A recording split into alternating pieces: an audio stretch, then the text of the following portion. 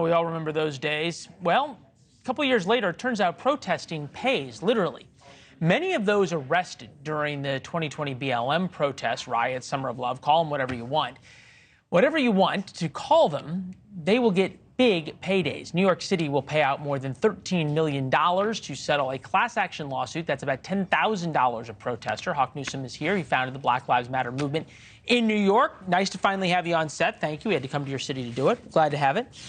So are you going to get any money from this personally? Not at all. Okay. Not at all. Actually, I was called by the Attorney General, and I told her people to take their case and shove it, because I had people who are being beaten on the streets currently. So don't tell me about a lawsuit that's going to happen 2 or 3 years later.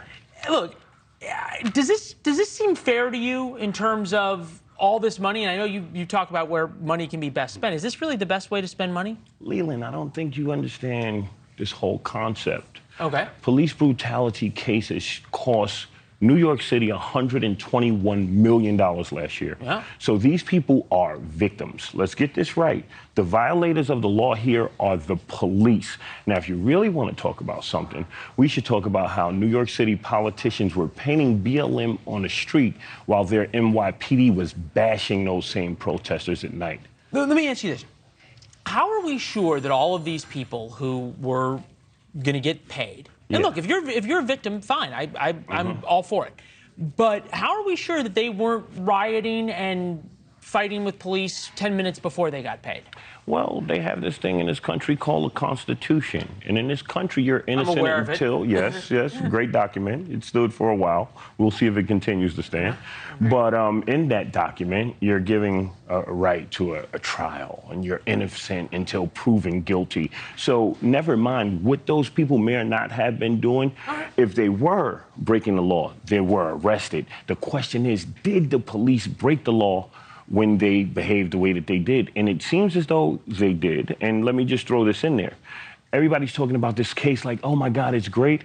Cops are still beating the crap out of people in the streets of New York. Yeah, well, there's always going to be some bad cops among a lot of good cops. We can disagree, but we may agree on this point. And this is what I thought was interesting, is that the lawsuit allows the city to get away without admitting any wrongdoing. We know the lawyers get a bunch of money. We know the politicians are spending not their money, but all of our money, right? But in order to actually get real accountability, if what you're saying is right, why is it that the lawyers for these people, and these people are saying, hey, look, I'll settle, no problem. Nobody has to admit wrongdoing. The officers don't have to get punished, on and on and on. Yeah. I just get my cash and move on. Wouldn't it prove the point that the BLM movement was actually stood for something and about something if all of these folks and lawyers said, no, we don't want any money. We just want the officers to be held accountable? This is no, because there's a lot to unpack here, right? Now, me personally, I went to law school. And what you have to understand is these lawyers put a lot of work into this case, right? So they should be paid for their acts. When people are violated by the city of New York, they should be paid. Do I say, hey, people should turn around and donate that money to Black Opportunities, my new organization? I can't say that, but what I can tell you is me personally, I'm responsible for helping victims get $12 million in settlement, and nobody ever bought me a cup of coffee.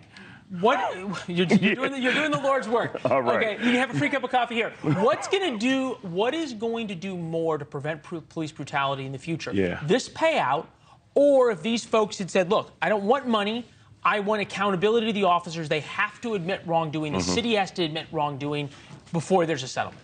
I don't need a BS apology. I need actual changes, all right? I need the media, present company included, to stop pussyfooting around this thing and really deal with the issue. There are constitutional violations occurring every day. New York was placed, the NYPD was placed under a federal monitor, and they came back and said 97 of the stops are Black and brown and 25% are completely unconstitutional. This isn't 2 years ago. This is June of 2023, and nobody's doing anything. So how could you talk about this and not talk about with our Black mayor is allowing the NYPD to do? I'll tell you why. Liberal media is scared of our mayor because he's a Black man, so they don't want to talk bad about him. But I challenge them to call him out for bringing back stop and frisk. I can't think of a better way to end it. That's a new segment for next week. We'll see you soon. Thanks for watching. Go to newsnationnow.com to find NewsNation on your television provider.